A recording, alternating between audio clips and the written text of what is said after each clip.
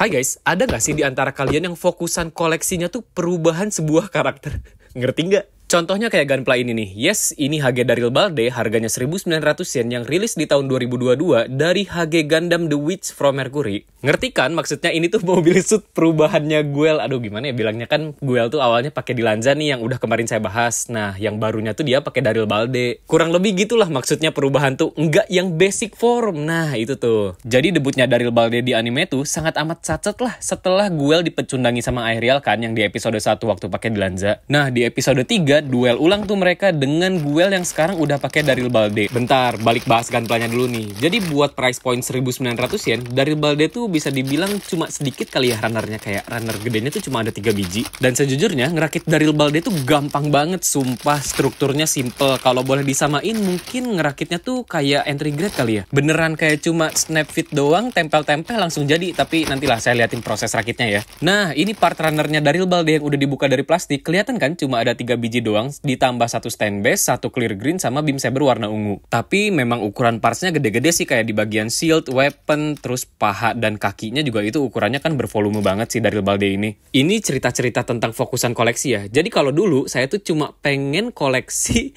apa ya, karakter yang udah berubah gitu. Kenapa ya? Kesannya tuh kayak lebih kuat aja daripada base formnya kan. Dan biasanya karakter yang udah berubah tuh punya desain yang lebih keren kan? Iya kan? Itu mah udah nggak bisa dipungkiri sih, emang formula desainnya kayak gitu kali ya. Kayak siluet karakternya tuh lebih mencolok lah. Contohnya ya mungkin ini kali ya, Dilanza sama Daryl Balde. Kalau Dilanza kan bentuknya cuma cong.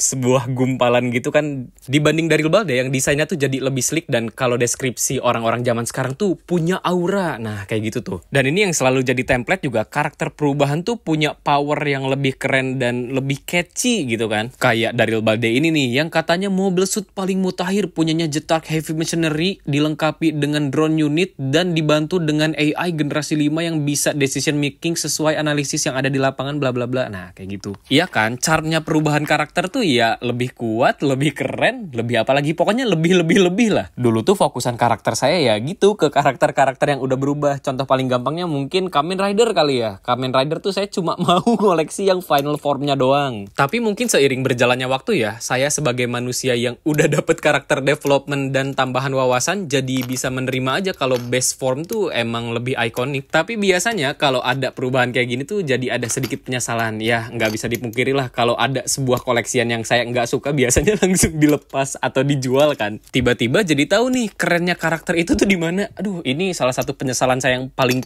tuh ya. Saya tuh kan ngoleksi Case of Rider-nya Kamen Rider Kabuto. Nah, dulu tuh udah komplit tuh. Awalnya ya saya tuh ngelepas si Kabutonya, kayak udah ada Hyper Kabuto, ngapain punya basic Kabuto biasa, udahlah jual aja. Dan yang lebih bodohnya lagi, saya ngelepas Hyper Kabuto dengan harapan nanti gampang lah nyari Kabuto biasa, siapa sih yang butuh. Sampai sekarang koleksian saya jadi bolong tuh, Kabuto biasanya nggak ada, Hyper Kabutonya nggak ada. Ya gitu, ada lubang di dalam hati nggak sih? Ngomong-ngomong perubahan dan wawasan, kalian bosen nggak sih kalau ada diskusi yang bahasanya tuh mentok di situ-situ doang? Gila, keren banget nggak sih bridgingan topiknya? Jadi sebuah pro tip dari Marapoles Zerotsu dalam berhobi adalah carilah teman sehobi yang sefrekuensi. Paling penting ya, cari teman yang nggak merusak kesenangan dan sama-sama bisa nge-hype bareng terhadap sebuah topik. Dan yang paling seru, kalau wawasan diskusinya berkembang terus, alias diskusinya tuh nggak mentok di situ-situ doang. Buat saya yang paling kerasa tuh waktu kemarin Gundam Seed Freedom sih. Kalian tahu kan Gundam Seed tuh hype-nya sebesar apa? Ibaratnya orang-orang tua yang udah mati mengubur dalam-dalam hobinya tuh tiba-tiba bangkit lagi jadi, "Weh, hore Gundam Seed, kesukaan aku 20 tahun lalu." Menariknya adalah diskusi kemarin tentang Gundam Seed Freedom dengan orang yang sefrekuensi ini tuh ya itu nggak mentok tentang freedom atau justice doang. Ini mostly bahasanya dari Twitter sih, kayak kalian pernah nggak bahas kalau Arnold Neumann itu adalah supir kapal tempur paling jago? Kayak dia bisa ngehindarin Requiem beberapa detik, sepersekian detik lah, kayak itu GG Gimang banget. Dan itu jadi salah satu adegan di movie-nya yang bikin merinding banget sih, parah. Atau bahasan lain yang saya bahas sama teman saya ini tuh kayak dia tuh nge-hype banget sama Millennium karena turunan dari Minerva,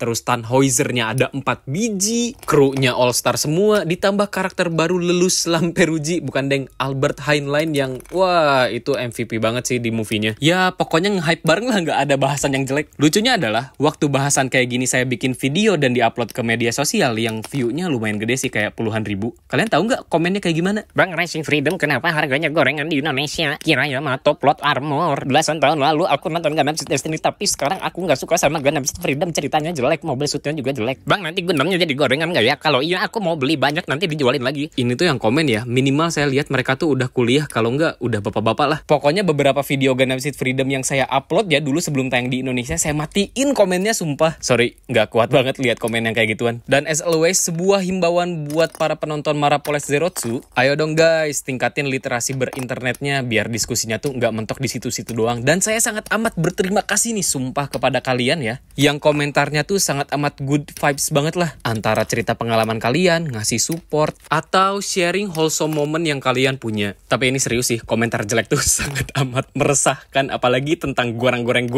gini nih. Ya minimal nih ya, yang udah nonton saya nggak komentar kayak gitu lagi. Dan kalau saya ada moodnya, ntar saya bahas lengkap deh tentang opini jelek kayak ginian. Hayo, yang masih berubah-berubah fokusan koleksiannya, hati-hati aja kalau kalian ntar ngelepas barang, ya siap-siap menyesal aja nggak sih? Nggak juga sih, gituan mah kurang penting lah buat dipikirin. Tapi ada nggak ya bapak-bapak yang kalau nanti udah tua, jadi sakit-sakitan gara-gara koleksinya belum lengkap, atau wishlistnya belum terpenuhi, atau pernah menyesal gara-gara koleksiannya jadi bolong? Nah, balik lagi bahas dari Balde, ini saya mau ngeliatin proses ngerakitnya yang super gampang, dan ngeliatin juga kualitasnya tuh sebagus apa sih. Jadi struktur ngerakitnya tuh simple banget, segampang kalau ada part yang gede tinggal ditempelin doang. Bagian yang beda warna, terutama part-part kecil kayak gini, dibikin jadi part terpisah. Gokil sih ini. Bikin color separation dan part separation yang tidak menghasilkan seam line sama sekali. Karena di bagian seam line-nya tuh udah dikasih detail garis separation lah. Bahkan part thruster yang warnanya sama-sama merah aja dikasih part terpisah biar bagian tengahnya tuh nggak ada seam line. Meskipun ukuran partnya lumayan gede, tapi ya ngerakitnya tuh cuma tinggal dipasangin dua part utamanya. Terus lanjut nempel part perintilan yang beda warnanya. Si clips di sini juga sangat amat membantu biar struktur ngerakitnya tuh ya sesimpel kayak gini doang. Contoh paling jelasnya ini sih di bagian kaki sama bagian tangan. Apa ya?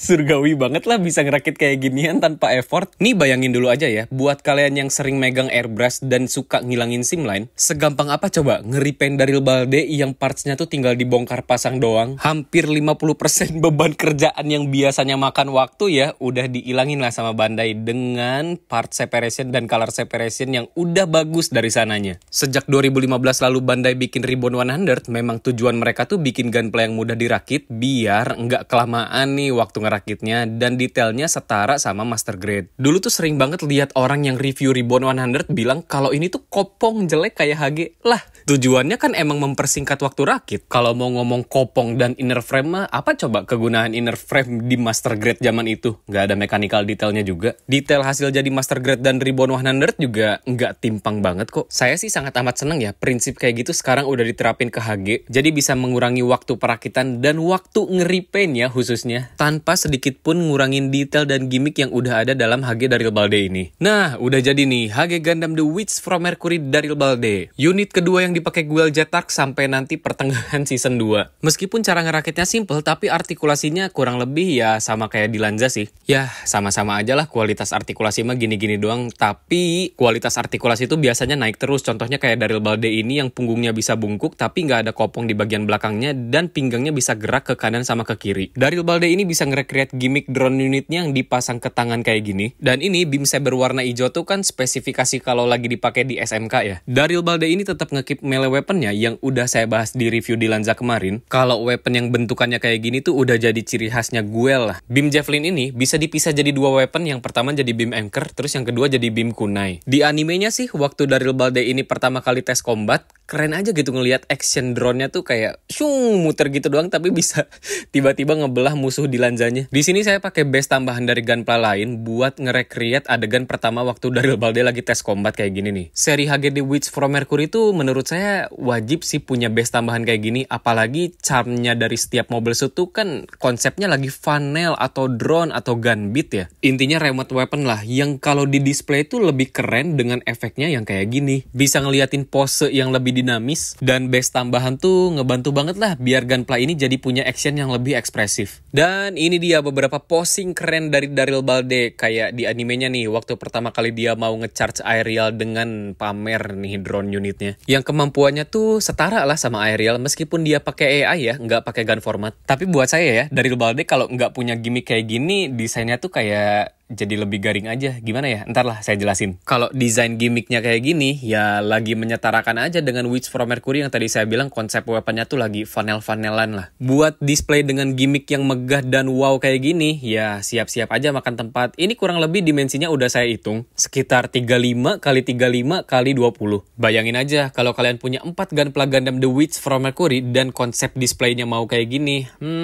Kayak kalian majang 4 HG Nightingale tapi posisinya lagi nyamping gitu loh. Wow, tapi emang keren banget sih kalau Daryl Balde udah di posing full power ya, full potensial, fullan lah pokoknya kayak gini. Dan ini ada adegan waktu Daryl Balde lagi duel sama Aerial. Ini tuh dia kelihatan beam sabernya lagi nahan tanduknya kan, biar nggak ditebas sama beam sabernya Aerial. As always lah, salah satu kesenangan ngerakit model kit atau gunpla ya, bisa merealisasikan, megang, melihat apa yang kalian tonton jadi kenyataan. Silakan, apakah kalian merasakan sesuatu setelah ngelihat Aerial sama Daryl Balde lagi di posing kayak gini? Terus habis adu kekuatan beam saber, Daryl Balde tuh punya tricky move. Yoi, kakinya bisa manjang gitulah pakai wire. Tapi kalau kalian perhatiin ya, banyak banget mobile suit dari Gundam The Witch from Mercury yang kakinya tuh fungsional loh. Contohnya kayak kaki Farak yang punya beam cannon, terus Begir Pente, Begir-Begiran punya cakar. Hindri kakinya bisa nempel ke tembok, dan Daryl Balde ini yang bisa dijadiin remote weapon. Keren lah, semua bagian tubuh Daryl Balde bisa dijadiin senjata. Yoi, udah keren banget kan kalau diposein berantem sama Aerial kayak gini. Dan ini yang menurut saya agak absurd, waktu Daryl Balde awal lawan Aerial tuh dia loncat terus ngelempar beam javelin, tapi yang dilempar tuh bukan weaponnya, setangan-tangannya gitu loh. Apakah dengan cara seperti itu jadi nambah momentum dan kekuatannya? Ya nggak tahu lah, mungkin disuruh AI-nya kayak gitu kali ya. Ini buat saya loh ya, disclaimer dulu, kalau misalnya Daryl Balde nggak punya gimmick drone kayak tadi, dia tuh memberikan vibes kayak apa ya, orang purba, hunter purba yang weaponnya tuh entah pakai tombak atau javelin atau apalah alat tusuk kayak gitu. Dan ini kalau dari robot-robotan ya, bentuknya tuh